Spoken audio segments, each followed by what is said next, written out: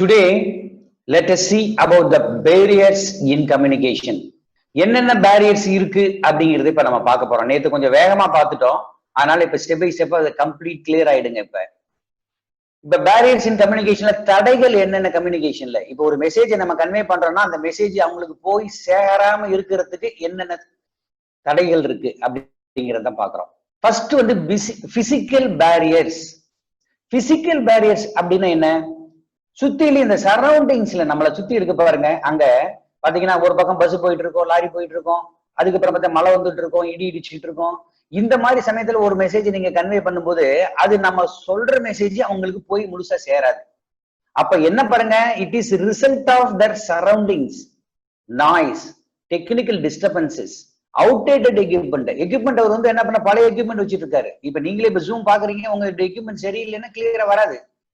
Distance, location, இப்ப தூரமா இருந்து ஒரு இடத்துல இருந்து இன்னொரு இடத்துக்கு ஒரு 1/2 கிலோமீட்டர் தூரம் இல்ல ஒரு 500 அடிக்கு தள்ளி இருக்கிறவரை போய் கூப்பிட்டு நீங்க ஒரு மெசேஜ் சொன்னீங்கன்னா இங்க இருந்து காது கேட்காது அவருக்கு. ஆபீஸ் டோர்ஸ், சில பேசும்போது டோர்ஸே வந்து இடைஞ்சலா இருக்கும். Separate areas for people of different areas, large office spaces. இப்ப ஆபீஸே வந்து பாத்தீங்கன்னா ஒரு பெரிய ஸ்பேசியஸா இருக்கும் ஆச்சுங்களா, ரொம்ப சின்ன ரூமா இருக்காது. இப்ப 10க்கு 10 ரூம்னா ஈஸியா பேசிடலாம். அதே சமயத்துல ஒரு 1000 ஸ்கொயர் ஃபீட் 2000 ஸ்கொயர் ஃபீட் இருக்குன்னா இவர் இந்த கடைசி அவர் அந்த கடைசின்னு சொல்றது புரியாது. Old technology and lack of appropriate infrastructure can lead to, technology சரியில்லைன்னாலும். அப்ப நீங்க பிசிக்கல் பேரியர்ஸ் அப்படின்னா என்ன அப்படின்னு பாத்தீங்கன்னா இதெல்லாம் தான் பிசிக்கல் பேரியர்ஸ். இப்ப இந்த பேரியர்ஸ் இருந்தது அப்படின்னு சொன்னா மெசேஜுக்கு அதாவது கரெக்ட் ஆல் ரெஸ்பெக்ட்ல போய் சேராது. ரெண்டாவது organisational structure barrier. Organisational structure barrier அப்படின்னா என்னன்னா இந்த சிஸ்டம், ஸ்ட்ரக்சர்ஸ், ப்ராசஸ் இந்த ஆர்கனைசேஷன். ஆர்கனைசேஷன்ல ஒரு ஸ்ட்ரக்சர் இருக்கும். எப்படி ஸ்ட்ரக்சர் இருக்கும்? நீங்க ஏற்கனவே ஆர்கனைசேஷன் ஸ்ட்ரக்சர் படிச்சிருப்பீங்க. எப்படி இன்ஃபர்மேஷன் வரும்? முதல்ல இவரு எம்டி இருப்பாரு, அதுக்கப்புறம் ஜெனரல் மேனேஜர் இருப்பாரு, அதுக்கப்புறம் மேனேஜர்ஸ் இருப்பாங்க. மேனேஜர்ஸ் கீழே ஒவ்வொரு மேனேஜர் கீழே ஒர்க் பண்ற ஒரு 10 பேர். அப்ப அப்படிதான் வந்து உங்களுக்கு ஃப்ளோ வரும், இன்ஃபர்மேஷன் ஃப்ளோ. மேல இருந்து ஆர்டர் வரும், இவங்க என்ன பண்ணாங்க பெர்ஃபார்ம் பண்ணிட்டு இவங்க மேல ஃபீட்பேக் கொடுப்பாங்க. இப்ப அந்த மாதிரி ஸ்ட்ரக்சர் கரெக்டா இல்லைன்னா when the systems, structures, process in the organization are not clear, அப்ப தெளிவா தெரியல யாருக்கு மெசேஜ் கொடுக்கறது, யாருக்கு நம்ம இமிடியேட் சுப்பீரியர் யாரு, யாருக்கு நம்ம ரிப்போர்ட் பண்றதுனே தெரியலன்னா அவங்க என்ன பண்ணுவாங்க? Or have gaps in them, அவங்களுக்குள்ளே ஒரு கேப் இருக்குது. if the claim of command is unclear, the person may not know whom to contact for a particular issue அப்படிங்கிறது தான். அப்ப நீங்க வந்து கிளியரா இல்லைன்னா யாரு நமக்கு பாஸ், யாருக்கிட்ட இந்த இதை நம்ம இந்த வேலையை செஞ்சுட்டோம், இந்த பெர்ஃபார்ம் பண்ணிட்டோம், இது யாருக்கிட்ட சொல்லணும்னே தெரியாம போயிடும். அப்ப நீங்க ஆர்கனைசேஷனல் என்ன ஸ்ட்ரக்சரல் பேரியர்ஸ் என்ன அப்படின்னு சொல்லி பார்க்கணும். அப்ப என்ன பண்ணதுல inappropriate information transmission system, lack of supervision and unclear role and responsibility demarcations lead to confusion and inefficiency. அப்ப இதெல்லாம் கொஞ்சம் பாத்துங்க. அடுத்தது லாங்குவேஜ் பேரியர் அப்படின்னா என்ன? லாங்குவேஜ் பேரியர்ல என்னன்னா ஒவ்வொரு மாநிலத்துல ஒவ்வொரு லாங்குவேஜ் இருக்கும், ஒவ்வொரு நாட்டுல ஒரு லாங்குவேஜ் இருக்கும். இப்ப நீங்க மெசேஜை கன்வே பண்ணும்போது இப்ப அந்த லாங்குவேஜ் நமக்கு தெரியாது, நம்ம லாங்குவேஜ் அவனுக்கு புரியாது. இந்த மாதிரி சமயத்துல நம்ம மெசேஜை ஈஸியா கன்ஃபார்ம் என்ன பண்றது, கம்ப்ளீட் பண்ண முடியாது, அவர் போய் சென்றடையாது. அது வந்து ஒரு அப்டக்கிளா இருக்கு அப்படின்றாங்க. அப்ப language can create many அப்டக்கிள்ஸ் in communication. Literally people from different regions and countries May interpret the same words differently. இப்ப ஒவ்வொருத்தரும் ஒவ்வொரு மாதிரி மெசேஜ் கன்வே பண்ணுவாங்க. இப்ப difficult words, specific terminology, unfamiliar expressions, அம்பிகுவஸ்னா கிளியர் இல்ல அப்படிங்கிறது, அன்கிளியர் அப்படிங்கிறது, அன்அம்பிகுவஸ் அப்படின்னா கிளியர்னு அர்த்தம். இப்ப ambiguous words having multiple meanings. இப்ப ஒரு மெசேஜ் சொல்றாருன்னா அதுக்கு பல மீனிங் இருக்கும், அவர் எதை புரிஞ்சுக்கிட்டாருங்கிறது தெரியாது. அப்புறம் கிரியேட் ஹர்டல்ஸ் இன் கம்யூனிகேட்டிங். அப்ப இது மாதிரி லாங்குவேஜ்னா என்ன? இப்ப நமக்கு மலையாளம் தெரியாது, அவங்களுக்கு வந்து தமிழ் தெரியாது. அப்ப என்ன பண்ணணும்? அவங்க லாங்குவேஜ்ல சொல்லி புரிய வைக்கணும். அதுக்கு தகுந்த ஒரு மீடியேட்டரை பயன்படுத்தி அந்த மெசேஜ் சொல்லணும். அப்படி இல்லைன்னா அந்த மெசேஜை கன்வே பண்ண முடியாது. இல்ல எல்லாத்துக்கும் பொதுவான இங்கிலீஷ்ல சொல்லணும். அதுதான் சொல்றது லாங்குவேஜ் பேரியர்ஸ் அப்படின்னு சொல்லிட்டு. Next cultural barriers. கல்ச்சுரல்னா என்ன தெரியுமா? the cultural aspects of communication, having knowledge of different culture. இப்ப இந்தியாவுக்கு ஒரு கல்ச்சர் இருக்கும், ஆஸ்திரேலியாவுக்கு ஒரு கல்ச்சர் இருக்கும், சிங்கப்பூருக்கு ஒரு கல்ச்சர் இருக்கும். இப்ப வெளிநாட்டுல இருக்கவங்க வந்து இப்ப குளோபலைசேஷன் வந்ததுக்கு அப்புறம் என்னன்னா யாரு எங்க வேணாலும் பிசினஸ் போடலாம். இப்ப ஹீரோ ஹோண்டா கம்பெனிஸ் இருக்கு, இல்ல ஹுண்டாய் கம்பெனி இருக்கு. இவங்க எல்லாம் நீங்க ஹுண்டாய் கம்பெனி நார்த் கொரியால இருந்து வந்திருக்கு கம்பெனி. இப்ப அவங்க வந்து அவங்க கல்ச்சர் வேற மாதிரி இருக்கு, நம்ம கல்ச்சர் வேற மாதிரி இருக்கும். அதனாலதான் என்ன பண்ண, முதல்ல ஒரு நாட்டுல போய் நம்ம ஒரு இண்டஸ்ட்ரி போட்டோம்னா அந்த நாட்டினுடைய கல்ச்சரை நம்ம தெரிஞ்சுக்கணும். தெரிஞ்சாதான் நம்ம அங்க போய் பிசினஸ் பண்ண முடியும். இப்ப நம்ம அங்க போனாலும் சரி, அவங்க இங்க வந்தாலும் சரி, அதுதான் இப்ப மெயின் முக்கியம். அப்ப இந்த cultural aspects of communication refers to having knowledge of different culture in order to communicate effectively with cross culture people. அப்ப பாருங்க, அண்டர்ஸ்டாண்டிங் வேரியஸ் கல்ச்சர் இந்த ஏரியா, இந்த இயர் ஆஃப் குளோபலைசேஷன். அப்ப குளோபலைசேஷன்ல என்ன பண்ணோம், நீங்க உலகம் ஃபுல்லா பிசினஸ் பண்ணோம்னா எல்லா கல்ச்சரும் தெரிஞ்சிருக்கணும். இல்ல நம்ம கல்ச்சர் மட்டும் தமிழ்நாடு மட்டும் பண்றீங்கன்னா தமிழ்நாடு கல்ச்சர் மட்டும் தெரிஞ்சா போதும். பட் நீங்க உலகம் ஃபுல்லா வேணும், எல்லா கல்ச்சரும் தெரிஞ்சிருக்கணும். அதனாலதான் என்ன பண்ணுவாங்க, வெளிநாட்டுல இருந்து இங்க வந்து பிசினஸ் பண்றவங்க என்ன பண்ணுவாங்க, இங்க இருக்கிற தமிழ், இப்ப சப்போஸ் தமிழ்நாட்டுல பண்றாங்க அப்படின்னா தமிழ் லாங்குவேஜ், தமிழ் கல்ச்சரை வந்து அங்க அவங்க பீப்புள் இருக்காங்களே அவங்களை வந்து பெரிய எக்ஸிக்யூட்டிவ் போஸ்ட்ல வைப்பாங்க ஆச்சுங்களா, கமாண்டிங் பொசிஷன்ல வைப்பாங்க, அவங்களுக்கு எல்லா கல்ச்சரும் சொல்லி கொடுப்பாங்க. அப்ப அதுதான். அப்ப the cultural differences between the people from various countries, regions, tribes and religions where words and symbols may be interpreted differently can result in communication barriers. அதனாலதான் என்ன பண்றாங்கன்னா, multinational companies offer special courses. அவங்க ஒரு course மாதிரியே நடத்துவாங்க, அதுக்கு ஒரு டிகிரியே கொடுத்துருவாங்க. இப்ப வெளிநாட்டுல போய் நான் உங்களுக்கு இத்தனை பேர் செலக்ட் பண்ணிருக்கோம், நீங்க இந்தியாவில போய் நம்ம கம்பெனி ஸ்டார்ட் பண்ண போறோம், அதுல நீங்க ஒர்க் பண்ண வேணும்னா அப்ப இந்திய கல்ச்சர்லாம் என்னன்னு அங்கேயே பாடம் எடுத்து அவங்களுக்கு ட்ரெயின் அப் பண்ணி சர்டிஃபிகேட் கொடுத்து இங்க கொண்டு அப்பாயின் பண்ணுவாங்க. Multinational companies offer special courses and documents to familiarize their staff with the culture of the country where they are based for work அப்படிங்கிறது. அப்ப every organization too has its own culture. அப்ப ஒவ்வொரு ஆர்கனைசேஷனுக்கும் ஒவ்வொரு culture இருக்கு. Departments within the same company, இப்ப சில டிபார்ட்மெண்ட்டுக்கு ஒவ்வொருத்தருக்கும் ஒவ்வொரு டிபார்ட்மெண்ட்டுக்கு ஒவ்வொரு கல்ச்சர் இருக்கும். அக்கௌண்ட்ஸ் டிபார்ட்மெண்ட் ஒரு கல்ச்சர் இருக்கும், மார்க்கெட்டிங் டிபார்ட்மெண்ட் அவங்க என்னன்னா மார்க்கெட்டிங் எப்படி கஸ்டமர் கன்சியூம் எப்படி பண்றது, ரொம்ப ஸ்ட்ரிக்டா இருக்க மாட்டாங்க, லிபரலா இருப்பாங்க. எப்படியாவது பேசி அந்த மார்க்கெட்ல அந்த பொருளை அவங்களுக்கு திணிக்க பார்ப்பாங்க, அது மார்க்கெட் கல்ச்சர். அக்கௌண்டிங்ல இருந்து ரொம்ப ஸ்ட்ரிக்டா இருப்பாங்க, இந்த மாதிரி ப்ரொசீஜர் இருந்தாதான் நாங்க ஃபைனான்ஸ் பண்ணுவோம் அப்படின்னு சொல்லுவாங்க. அப்போ ஒவ்வொன்றுக்கும் இன்டர் டிபார்ட்மெண்ட்டுக்குள்ளேயே உங்களுக்கு கல்ச்சர் ஒவ்வொரு இடத்துலயும் மாறும் ஆச்சா, அந்த point. Next, emotional barriers. Emotional barriers அப்படின்னு என்னன்னு வேற ஒண்ணும் இல்லை. இப்ப நீங்க ஒரு மெசேஜ் சொல்றதுக்கு முன்னே கோவப்படுறது. இப்ப நாளைக்கு ஸ்கூல் இருக்கு அப்படின்னு சொன்னோம்னா, நாளைக்கு கிளாஸ் இருக்கு அப்படின்னு சொன்னா ஒருத்தருக்காங்க, என்ன சார் சாட்டர்டே தான் சார், சண்டே தானே சார், லீவ் விடக்கூடாதா, அந்த எக்ஸ்பிரஷன் வெளியே தெரிஞ்சுடுவாங்க. ஆங்கர் சொல்லிடுவாங்க, ஃபியர் ஆஃப் கிரிட்டிசிசம் ஆர் ரிடிகுல். ஒருத்தரை பார்த்து எப்ப பாரு கிண்டல் கேலி பண்றது, மிஸ்ட்ரஸ்ட் ஆஃப் பர்சன். ஒருத்தர்கிட்ட பொறுப்பை ஒப்படைக்கும் போது நம்புறது இல்லை. இப்ப போய் பேங்க்ல போய் டெபாசிட் பண்ணிட்டுவான்னு ஒரு ஒர்க்கு கொடுக்குறோம்னு வச்சுங்க, ஆனா இவன் ஒர்க் பண்ணுவானா இல்லை எடுத்துட்டு ஓடிடுவானா நீங்க நினைச்சா, அந்த மாதிரி mistrust of person, suspicion of intentions, jealousy, பொறாமை, ஆங்ஸைட்டி, ஆர்வம் and many more feelings and sentiments we carry within us after our communication ability and quality. அப்ப நீங்க பாருங்க, இதெல்லாம் இருந்தது அப்படின்னு சொன்னா இப்ப கம்யூனிகேஷன் போய் சேராது. நீங்க எப்பயுமே அன்பா ஒரு மேட்டரை சொல்லும் போது அவங்களுக்கு கிளியரா போய் சேரும். அதே கோபத்துல சொல்லும் போது நீங்களே கிளியரா இல்லாம ambiguous வேர்ட்ல நீங்க சொன்னீங்கன்னா அது புரியாது. A person who is upset and disturbed cannot pass on. எவன் ஒருத்தன் தான் அப்செட் ஆயிருக்கானோ அவன் ஒரு கம்யூனிகேஷனை மற்றவங்களுக்கு தெரிவிக்க முடியாது. A person who is upset and disturbed cannot pass on or receive the information appropriately and objectively. Next வந்து attitude barrier. ஆட்டிடியூட்னா என்னன்னா, நம்ம ஒரு இன்ஸ்ட்ரக்ஷன் கொடுக்குறோம்னு வச்சுங்க, ஒரு கம்யூனிகேட் பண்ணா நீ என்ன சொல்றது நான் என்ன கேட்கறது, அந்த மாதிரி ஆட்டிடியூட். இல்ல உடனே ஓகே சார் நான் பண்ணிடுறேன் சார், அந்த மாதிரி ஆட்டிடியூட். அது பாசிட்டிவாவும் இருக்கும் நெகட்டிவா இருக்கும். இப்ப அந்த மாதிரி attitude, the personal attitudes of employees can affect the communication within the organization. அப்ப பர்சனல் ஆட்டிடியூட் தான் மொத்தத்துல. அவன் ஆட்டிடியூட் என்ன, அவன் செய்யறதுக்கு அத ரெஸ்பான்சிவா இருந்தானா நம்ம சொல்ற கம்யூனிகேஷன் வந்து செஞ்சு கொடுக்க போறான், அப்படி இல்லை செய்ய மாட்டான். ஏ ப்ரோ ஆக்டிவ் மோட்டிவேட்டட் ஒர்க்கர். இப்ப மோட்டிவேட்டட் ஒர்க்கர் என்ன தெரியுமா, சார் சொல்லுங்க சார் நான் பண்ணி முடிச்சிடறேன் சார் அப்படின்னு சொல்லிட்டு இமீடியட்டா செஞ்சு நாளைக்குள்ள முடிக்கணும் சார், இன்னைக்கு சாயந்தரமே போன் பண்ணி சார் முடிச்சிரு சார் அப்படி சொல்றவன் தான் the motivated worker facilitate the communication process.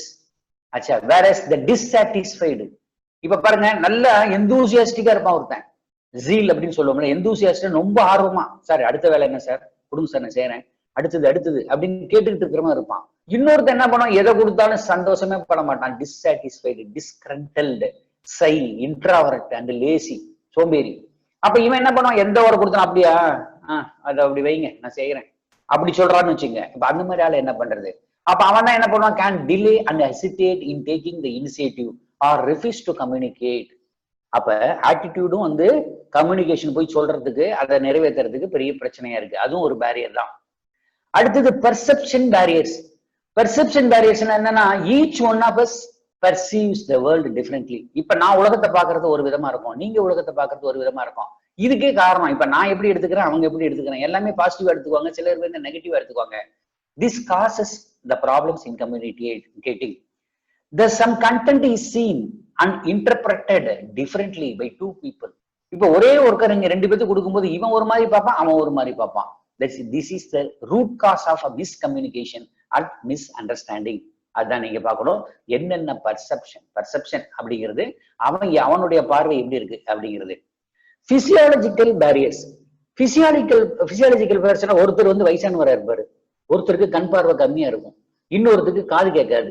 இப்ப இவங்களெல்லாம் வச்சுக்கிட்டு வேலை வாங்கினீங்கன்னா நீங்க சொல்றது புரியாது. அப்ப நான் தான் கம்யூனிகேட் பண்ணிட்டேனே, இல்ல நீங்க கம்யூனிகேட் பண்ணது அவங்க கேட்கல. They are incapable of understanding. அப்ப அந்த மாதிரி இருக்கு டியூ டு ஹெல்த், இல்ஹெல்த். அப்ப இல்ஹெல்த் இருக்கு, புவர் ஐசைட் இருக்கு, ஹியரிங் டிஃபிகல்டிஸ் இருக்கு. அப்புறம் பிசியாலஜிக்கல் ப்ராப்ளம்ஸ் அப்படின்னா can be hurdles in effective interaction with others. ஆமா தானே? இப்ப கண்ணு தெரியாதவங்ககிட்ட நீங்க என்ன பேசினாலும் அவர் என்னமோ நினைச்சிட்டு இருப்பார், காது கேட்கல. நீங்க அப்ப என்ன பண்ணணும், அதை புரிய வைக்கிற அளவுக்கு நீங்க புரிய வைக்கணும். அவங்களுக்கு புரிஞ்சதுக்கு அப்புறம் தான் அந்த கம்யூனிகேஷன் முடிஞ்சிச்சுன்னு நினைக்கலாம். அப்ப அது ஒரு barrier. Next technology barrier. Technology barrier அப்படின்னு என்னன்னா, இப்ப நம்ம நாட்டுல இருக்கிற மிஷின் இப்ப பவர்லூம் விட்டா அவங்க செய்வாங்க.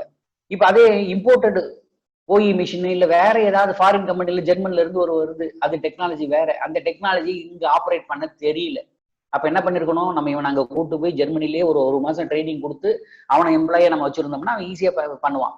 அப்ப கம்யூனிகேஷன், அதுமே டெக்னாலஜி பேரியர் அப்படிங்கிறது.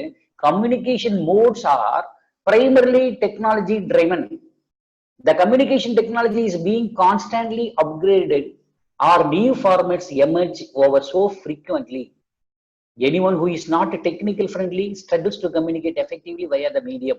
அப்ப டெக்னிக்கல் ஃப்ரெண்ட்லி நீங்க என்ன பண்ண, மெஷின் மாதிரி தான் நீங்க மூவ் பண்ணணும், நீங்க ஃப்ரெண்ட்லியா மூவ் பண்ணணும். நீங்க பாட்டுக்கு ஹார்ஸா நீங்க பண்ணீங்கன்னா அது என்ன ஆயிடும், பஸ்ட் ஆயிடும், வேற ஏதாவது ஆயிடும். அதனால டெக்னாலஜிக்கு பேரியர்னா என்ன டெக்னாலஜி, அதுக்கு உண்டான படிச்ச ஆளு, அதுக்கு உண்டான எக்ஸ்பீரியன்ஸ் ஆளு, அவங்களுக்கு ட்ரைனிங்கும் கொடுத்து நீங்க அப்பாயின்ட் பண்ணிருந்தீங்கன்னா கரெக்டா இருக்கும். அப்ப நீங்க கம்யூனிகேட் பண்ணீங்கன்னா அவருக்கு புரியும். இப்ப புரியாதவரை போய் நீங்க அன்ஸ்கில்டு அல்ல ஸ்கில்டு மட்டும் இருப்பார், ஆனா எக்ஸ்பீரியன்ஸ் இல்லை, அவரை கொண்டு போயிட்டு இந்த டெக்னாலஜி நீங்க ஆப்ரேட் பண்ணு அப்படின்னா அவர் பண்றது கஷ்டம்.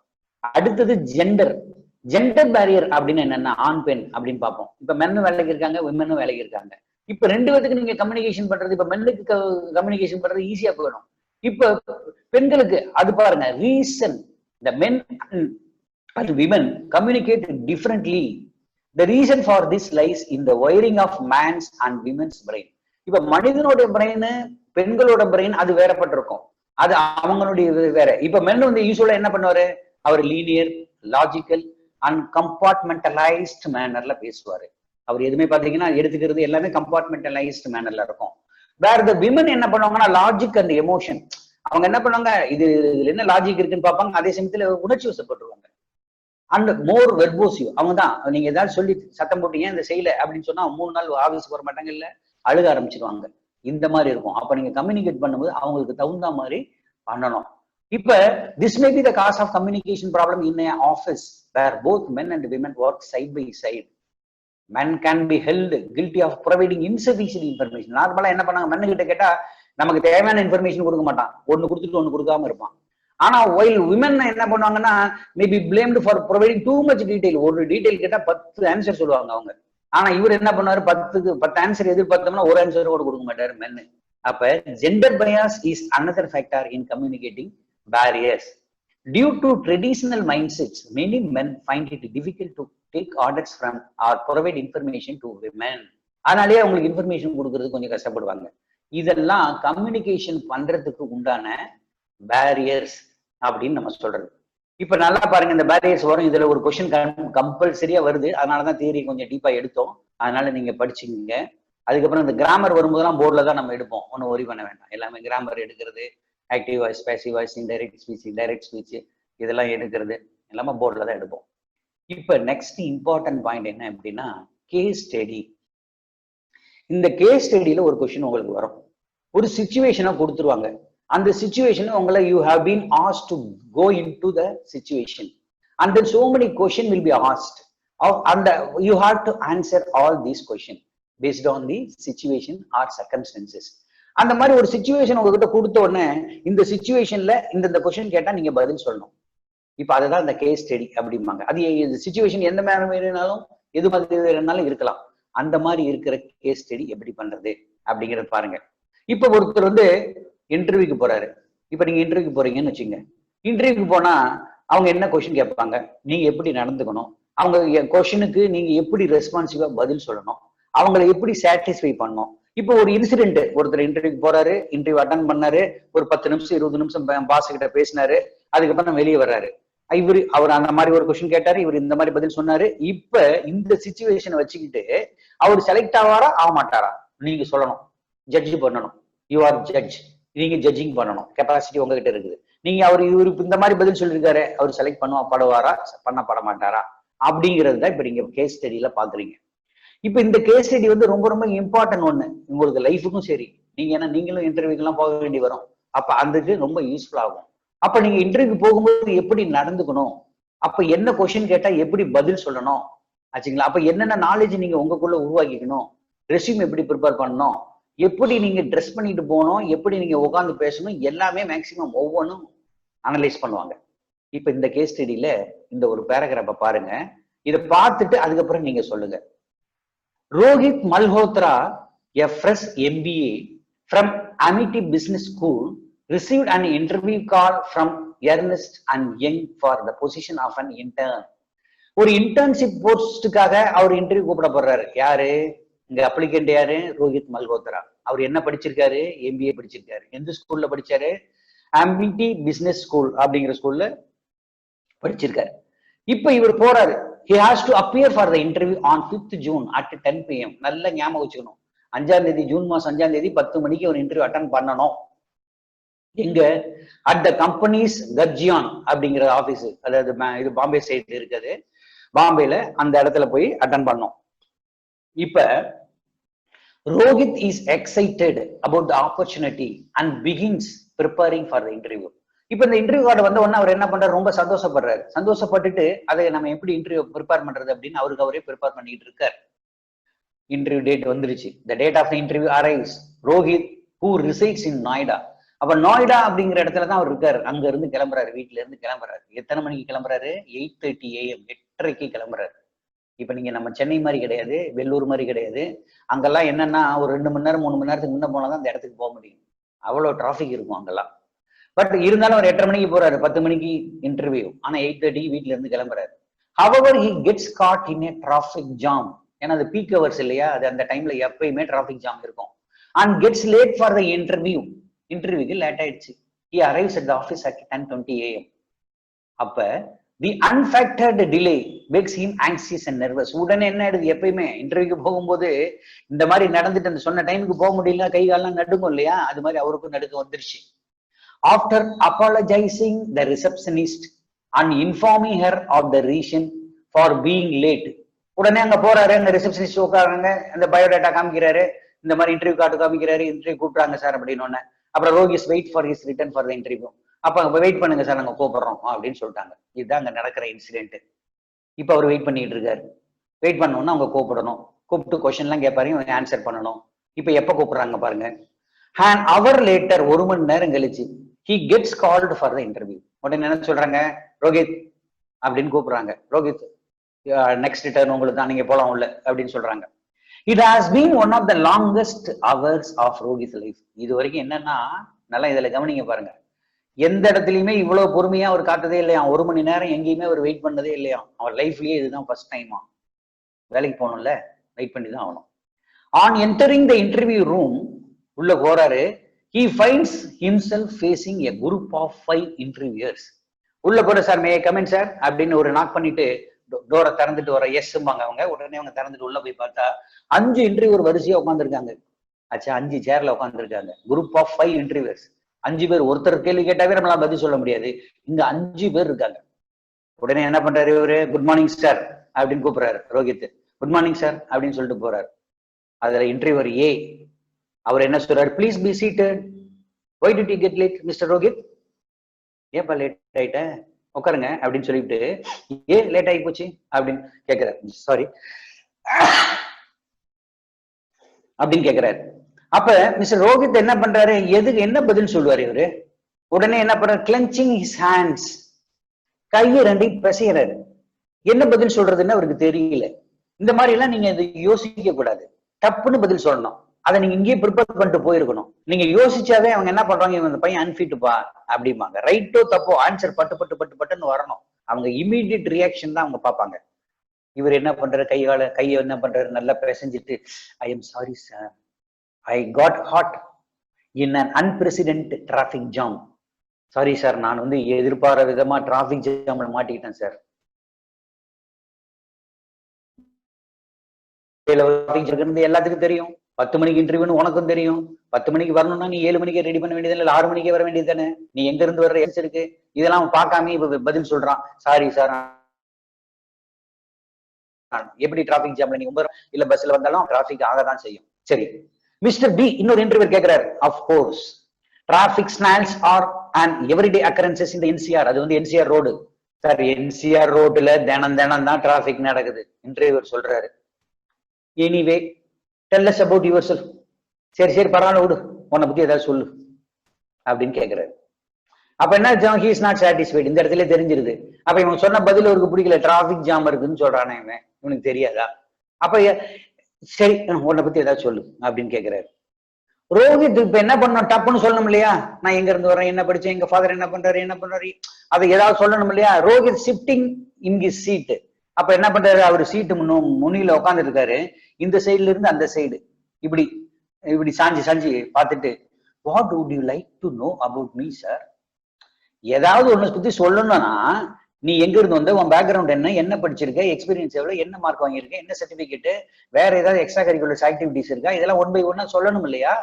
அதை சொல்லாம இவரு மறுபடியும் இவரு அவரை கேள்வி கேட்கிறாரு. யார, பாச இன்டர்வியூவரை கேள்வி கேட்கிறாரு. What would you like to know about me sir? என்னை பத்தி நீங்க என்ன சார் தெரிஞ்சுக்கணும் அப்படின்னு கேக்குது. இது கோபம் வருமா வராதா? உடனே பி சொல்றாரு, anything you think is important. எது முக்கியம்னு உனக்கு தோணுதோ, உனக்கு எது முக்கியம்னு தோணுதோ அதை சொல்லி தொலை அப்படிங்கிற அர்த்தம். தொலைன்னு சொல்லல, anything you think is important. என்ன இம்பார்ட்டன்டா இருக்கோ அதை சொல்லு அப்படின்றாரு. அப்ப இம்பார்ட்டன்ட்னா என்ன சொல்லியிருக்கணும் இவரு சாதனைகள் ஏதாவது சொல்லியிருக்கணும். ஆனா இவர் என்ன சொல்றாரு, மறுபடியும் கதை அடிக்கிறார் Rohit. Sir, I am a Delhi boy. டெல்லியில பிறந்தாராமா. born and brought up here. டெல்லியில தான் நான் பிறந்து வளர்ந்தேன். I did my schooling from ABS school, public school, and graduation and post graduation from Amity school. இப்ப இதெல்லாம் தெரியாது அவங்களுக்கு. நீ பயோடேட்டாலே எழுதி கொடுத்துருப்ப, உன் டேட்டா பர்த்ல இருந்து அப்பா பேர் என்ன, அட்ரஸ் என்ன படிச்ச, எல்லாமே பண்ணிருக்கேன். அதே நீ திருப்பி சொல்லணுமா என்ன? ஆனா அவர் சொல்றாரு, ஏபிஎஸ் பப்ளிக் ஸ்கூல்ல படிச்சேன் சார், கிராஜுவேஷன் அங்க வாங்கினேன் சார், போஸ்ட் கிராஜுவேட் வந்து அமிட்டி பிசினஸ் ஸ்கூல்ல வாங்கினேன் sir. I am an extrovert. இதுல இது பாரு, இது அதை விட தேவையில்லாது. இன்ட்ராவர்ட்னா தன்னை பத்தியே பாத்துக்கிறது உள்ளுக்குள்ள. எக்ஸ்ட்ராவர்ட்னா யாரை பார்த்தாலும் போய் ஹலோ எப்படி இருக்கீங்க அப்படின்னு பேசுறாங்க இல்லையா, எல்லாத்துக்கூடையும் சகஜமா பழகிறது. இப்ப இதெல்லாம் அவங்க கேட்டாங்களா? எது இம்பார்ட்டன்டா அது சொல்லுப்பா அப்படின்னா இவர் என்ன சொல்றாரு, I am an extrovert who gets along well with other people. நான் வந்து எப்பயுமே எக்ஸ்ட்ராவர்ட் சார், எல்லாத்திட்டையும் சட்டுன்னு பழகிடுவோம் சார். யாரா இருந்தாலும் ஹலோ சார் எப்படி சார் இருக்கீங்கன்னு பேசி ஃப்ரெண்ட் ஆகிடுவோம் sir. I am also A focused and hard working. இதையும் சொல்லிவிட்டு இன்னொன்னு சொல்றாரு, நான் வந்து அதே சமயத்துல ஃபோக்கஸ் சார், அட்டென்ஷன் ஜாஸ்தி sir, hard working person sir. அதான் எனக்கு எப்பயுமே என்ன ரிசல்ட் ஓரியன்ட் சார், என்ன ரிசல்ட் வேணும், நான் எந்த ஒர்க் என்கிட்ட கொடுத்தாங்களோ அதை செஞ்சு காமிக்கணுங்கிறது தான் சார் வெரி அப்படின்னு இவர் என்ன பண்றாரு, சும்மா ரஃபா சொல்றாரு. இவர் என்ன சாதிச்சாரு, என்ன பர்டிகுலரா என்ன சாதிச்சாரு, அதெல்லாம் இங்க ஒண்ணும் சொல்லல.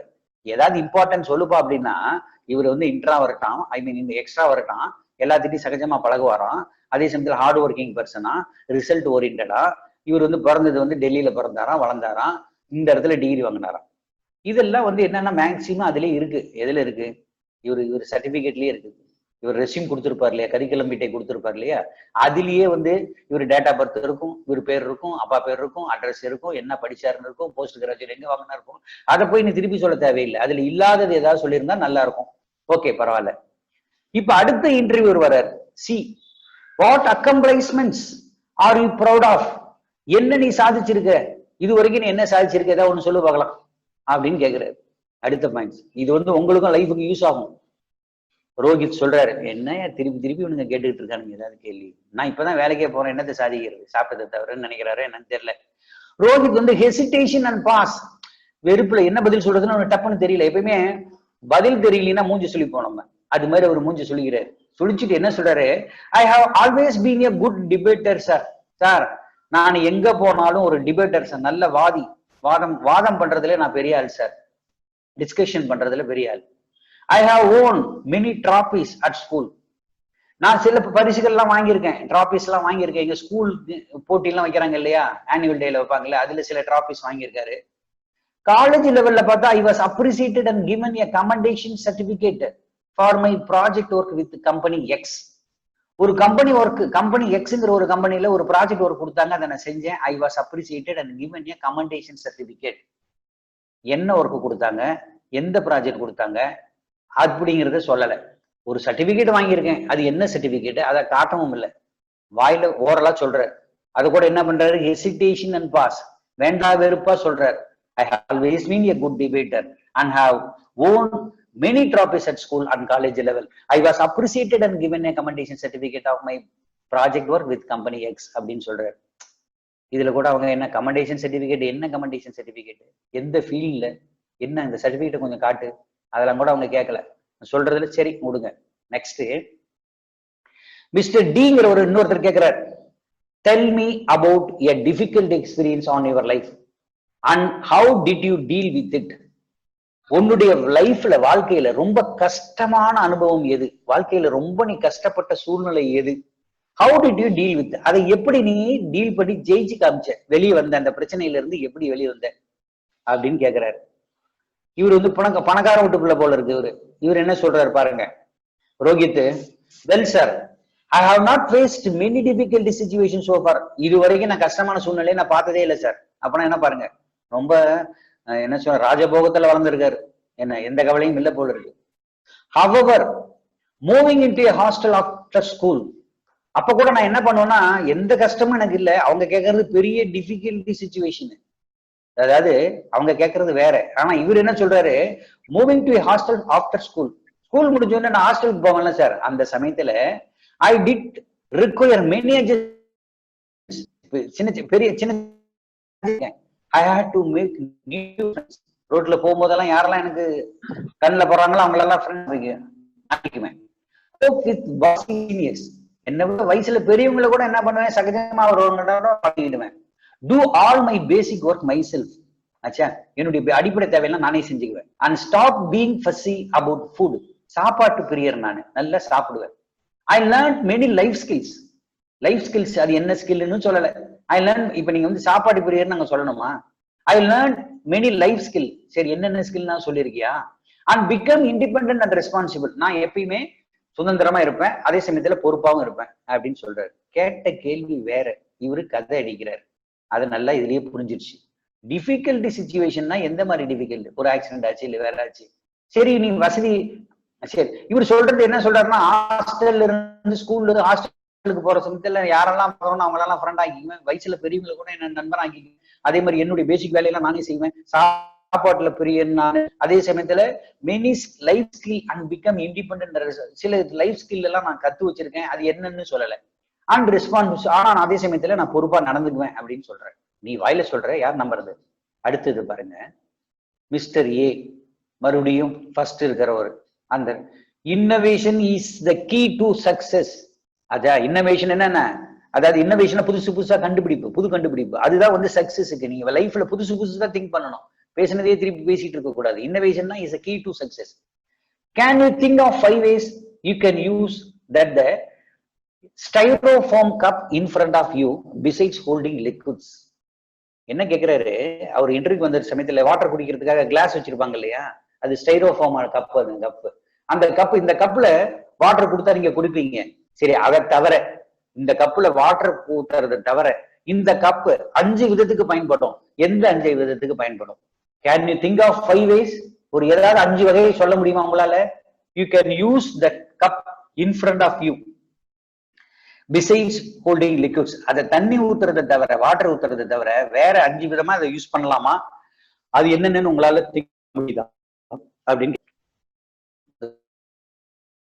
Fidget with his folders. Next time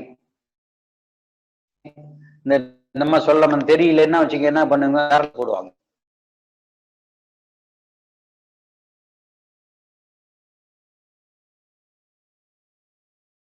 Fidget with his folders. இப்ப நம்ம என்ன பண்ணலாம், இதுல நீங்க தண்ணி இருக்கு தெரியுமா, பின்னு கிளிப்பு அந்த இதெல்லாம் இருக்கு இல்லையா,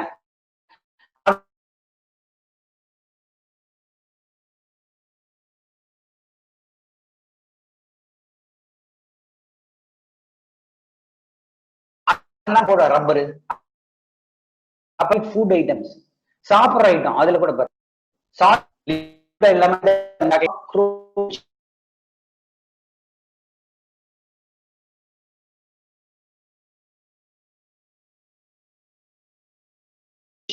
ஆபீஸ்க்குள்ள இதெல்லாம் போட்டு வச்சுக்கலாம், குண்டூசி எல்லாம் போட்டு வச்சுக்கலாம், இல்ல சாப்பாடு ஐட்டத்தை போட்டு வச்சுக்கலாம். இல்ல சாப்பாடு ஐட்டத்தை சொல்லிவிட்டு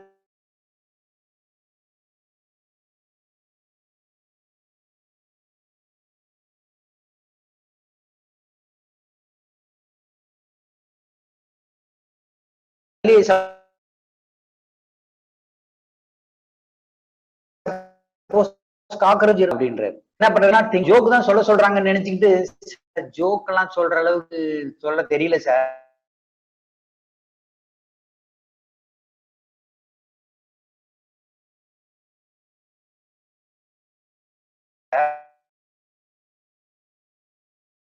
நான் ஜோக் அவங்க கிட்ட பாத்துட்டு ஜோக் பண்ண முடியல சார் அப்படின்னு சொல்றான் மறுபடியும். Thank you Rohit, we will get back to you. என்ன சொல்றாங்க, ரோஹித் ரொம்ப தேங்க்ஸ், நாங்க உங்களை கூப்பிடுறோம். எப்பயுமே இந்த இன்டர்வியூக்கு போயிட்டு நாங்க உங்களை கூப்பிடுறோம், I will get back to யூன்னா நீங்க யூ ஆர் நாட் செலக்டட்னு அர்த்தம். அதை நல்லா புரிஞ்சுக்கணும். நீங்களே நாளைக்கு இன்டர்வியூ பண்ணிட்டு ஐ வில் கால் யூன்னாங்கன்னா, நீங்க அப்பாயிண்டட்னா அப்படின்னா அதை உட்காருங்க, ஒரு 5 o'clock வரைக்கும் அவங்க வெயிட் பண்ணுங்க, உடனே அப்பாயின்மெண்ட் லெட்டர் கொடுத்துருவாங்க. இல்ல நாங்க ஐ வில் கால் யூ அப்படின்னாங்கன்னா நீங்க செலக்டட் இல்லை அப்படின்னு அர்த்தம். ரோஹித் தேங்க்யூ சார் அப்படின்னு சொல்லிட்டு Rohit exit the room and wonders what would be the outcome of the interview. என்ன ஆகுமோ தெரியலையே அப்படின்னு அவர் ஃபீல் பண்றாரு. நம்ம செலக்ட் ஆகுமா செலக்ட் ஆக மாட்டோமோ அப்படிம்பாரு. இந்த சிச்சுவேஷனை உங்ககிட்ட கொடுத்துட்டாங்க. இப்ப நான் படிச்ச மாதிரி நீங்களும் படிச்சு பார்க்கணும், ஒவ்வொரு எந்த சிச்சுவேஷன் கொடுத்தாலும்.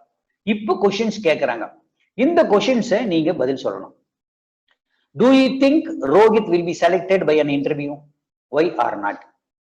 இப்ப ரோஹித்தை வந்து செலக்ட் பண்ணுவாங்களா பண்ண மாட்டாங்களா, ஏன் பண்ணுவாங்க ஏன் பண்ண மாட்டாங்க, அதுக்கு நீங்க என்ன எழுதுவீங்க, நீங்க ஓன் வேர்ட்ஸ்ல எழுதலாம்.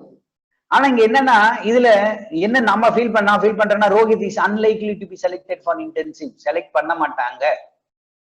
ஏன் அப்படின்னா he has revealed his anxiety. அங்க ஆன்சர் பாருங்க அங்கேயே இருக்கும், he has revealed his anxiety. இந்த மாதிரி தான் ஆன்சர் பண்ணணும். ஆச்சா, he has revealed தெரிவிச்சாரு. என்ன தெரிவிச்சாரு, அவரோட ஆர்வத்தையும் நெர்வஸ்னஸ்னையும் தெரிவிச்சிட்டாரு. அவர் சென்சிட்டிவ் டைப், நெர்வஸா இருக்காரு. ஒரு கேள்வி கேட்டா கரெக்டா புரிஞ்சுக்கிட்டு கரெக்டான பதில அவர் சொல்லல. In speaking about himself, he has not understood the interview's focus. Interview எந்த பாயிண்ட் ஆஃப் வியூல கொஸ்டின் கேட்கிறாருன்னு புரிஞ்சுக்காமே ஒரு பதில் சொல்லிக்கிட்டு இருக்காரு. அது இல்லாம என்ன பண்றாரு, இன்க்ளூடட் அன்னெசரி இன்ஃபர்மேஷன், தேவையில்லாத இன்ஃபர்மேஷன். இவர் ஹாஸ்டல்ல இருந்து ரூம்ல இருந்து ஹாஸ்டலுக்கு போகும்போது நல்லா எல்லா நண்பர்கிட்டையும் பேசுவேன், வயசானவங்க கிட்ட பேசுவேன், சாக்லேட் சாப்பிடுவேன், இதெல்லாம் தேவையா? He has been able to promote himself by highlighting his strength. இவர் என்ன பண்ணிருக்கணும், இவரோட ஸ்ட்ரென்த் என்ன சார், சார் இந்த மாதிரி சாதனை பண்ணிருக்கேன் சார், சின்ன வயசுல இந்த மாதிரி பண்ணிருக்கேன் சார், எனக்கு இந்த மாதிரி வாய்ப்பு கொடுத்தா இதை நான் செஞ்சு காட்டுவேன் சார், ஏற்கனவே 8 லட்ச ரூபா டர்ன் ஓவர் இருந்தா நான் 10 லட்ச ரூபா டர்ன் ஓவர் பண்ணி காமிப்பேன் சார், நான் இந்த கம்பெனில வர்றதுக்கு முன்னே எப்படி இருக்கும், இனிமேட்டு வந்ததுக்கு அப்புறம் கண்டிப்பா போன வருஷத்தை விட 10% சேல்ஸ்லயோ இல்ல இன்கம்லயோ இன்க்ரீஸ் பண்ணி காட்டுவோம் சார். இந்த மாதிரி ஏதாவது ஆப்டிமிஸ்டிக்கா சொல்லியிருந்தாருன்னா பரவாயில்ல. He should have focused on his winning arguments in debate. இவர் நான் ஜெயிச்சு காட்டுறேன் அப்படிங்கிற ஒரு ஆர்குமெண்ட் அங்க வச்சிருக்கணும், அது ஒண்ணுமே சொல்லல. His information about his project work is incomplete. ஏதோ ப்ராஜெக்ட் ஒர்க் பண்ண கமெண்டேஷன் சர்டிபிகேட் வாங்கினேன் அப்படின்னாரு, அது என்ன கமெண்டேஷன் சர்டிபிகேட், என்ன ப்ராஜெக்ட் ஒர்க், அதுல என்ன இருக்கு, அதை காமிச்சாரா, காட்டல. Rohit also fails to exhibit the ability think on his feet. அப்ப அவன் என்ன பண்ணான், எப்பயுமே சொந்த காலில் நிக்கணும், அப்ப திங்க் ஆன் ஹிஸ் ஃபீட், அவங்க என்ன பண்ணோம், அதை வந்து அவன் பண்ணல. Rohit fails to exhibit the ability to think on his feet, could not relate to joke and come up with an effective innovation. அப்ப எஃபெக்டிவ் இன்னோவேஷன்ல வரல. இதெல்லாம் ஆன்சர். அப்ப இந்த காரணங்களுக்காக he may not be selected அப்படின்னு சொல்லலாம். ரெண்டாவது என்ன பாருங்க, ரெண்டாவது கொஸ்டின், அதாவது which non-verbal cues revealed Rohit's state of mind to be interviewers. What conclusion did they come up? Non-verbal அப்படின்னு நம்ம படிச்சோம்ல, வெர்பல் வேற நான்-வெர்பல் வேற. என்ன கையாடுறது, நம்ம கையை செய்யறது இதெல்லாம் சொன்னோம் இல்லையா, அதெல்லாம் அவனுடைய ஸ்டேட் ஆஃப் மைண்ட் சொல்லுது. What conclusion did they come to? அப்ப அவங்க என்ன பண்ணுவாங்க, என்ன முடிவு எடுப்பாங்க? அவன் என்ன பண்ணான், கேள்வி கேட்டா பதில் சொல்லு. அது ஏன் கையை சொடக்கெடுக்கிறது, கையை போட்டு பிசைகிறது, சீட்டுல உட்காந்துக்கிட்டு இந்த கார்னர்ல அந்த கார்னர்ல வர்றது, ஃபிட்ஜெட்டிங் வித் ஃபோல்டர்ஸ்ல வந்து ஃபிட்ஜெட் பண்ணிக்கிறது, ஹெசிடேட் வெறுப்பு தெரிவிக்கிறது, பாசிங், இதெல்லாம் என்னன்னா reveal his nervousness and anxiety. அப்ப பாருங்க, அவனுடைய நர்வஸ்னஸையும் அவன் வந்து எமோஷனலா இருந்திருக்கான். அவரு நம்ம சொன்னோம் இல்லையா, அந்த கம்யூனிகேஷன் என்ன இருக்கு, எமோஷனலா இருந்தா ஃபெயிலியர் ஆயிடும். அப்ப அவனுடைய கம்யூனிகேஷன் நர்வஸ்னஸ், ஆங்ஸைட்டி இருக்கு. அதனால அவனுக்காக கரெக்டா கம்யூனிகேட் பண்ண முடியல, அவனுடைய கெப்பாசிட்டியை தெரிவிக்க முடியல அப்படிங்கிறது தான் அடுத்த பாயிண்ட். நெக்ஸ்ட் வந்து என்னன்னா, Rohit tell us something about yourself. உன்னை பத்தி சொல்லுன்னு கேட்டிருந்தாங்க. What did he want to know about Rohit? என்ன ஒரு ரோஹித்தை பத்தி தெரிஞ்சுக்க விரும்பினாரு? அப்ப பாருங்க, he wishes to know about his strength, hobbies, characters, traits. இதுதான் தெரிஞ்சுக்க விரும்பினாரு இன்டர்வியூர். கேள்வி கேட்டாருன்னா எதுக்கு, அவனுடைய ஸ்ட்ரென்த் என்ன, ஹாபிஸ் என்ன, கேரக்டர். இப்ப நீங்க ஒரு கேள்வி கேட்டாங்கன்னு வச்சுங்க, 10 நிமிஷம் கழிச்சு சொன்னாங்கன்னா அதுக்குள்ள பார்ட்டி போயிடுவான். இப்ப இவனை வேலைக்கு வச்சு என்ன பண்றது? கேள்வி கேட்கறதுக்கு கூட பட்டு சார் நெக்ஸ்ட் கொஸ்டின் ஆன்சர் பண்ணிட்டு பதிலுக்கு காத்துட்டு இருக்கணும். அந்த மாதிரி இருந்தாதான் செலக்ட் பண்ணுவான். ஆச்சுங்களா? அடுத்த பாயிண்ட், 4வது கொஸ்டின். 4வது பாருங்க, ஒரு நிமிஷம் போயிடுச்சு. Rohit says, I am a Delhi boy, born and brought up here. I did my schooling from அந்த ஸ்கூல்ல எல்லாம் பண்ணேன், கிராஜுவேஷன் வாங்கினேன் அப்படிலாம் சொல்றாரு. Which principle of good communication has he failed to apply here? என்ன கம்யூனிகேஷன் அவர் பண்ணாம விட்டாரு இந்த இடத்துல, அது நீங்க கவனிக்கணும். என்ன பண்றாரு, irrelevant டீடைல் அவர் கொடுக்குறாரு. என்ன சொல்றாரு, இது எல்லாமே இன்டர்வியூருக்கு தெரியும். Interviewer nose about his qualification from his resume. இவர் என்ன படிச்சாரு, என்ன இவங்க பேர் என்ன, அப்பா பேர் என்ன, அட்ரஸ் என்ன, எல்லாமே தெரியும்.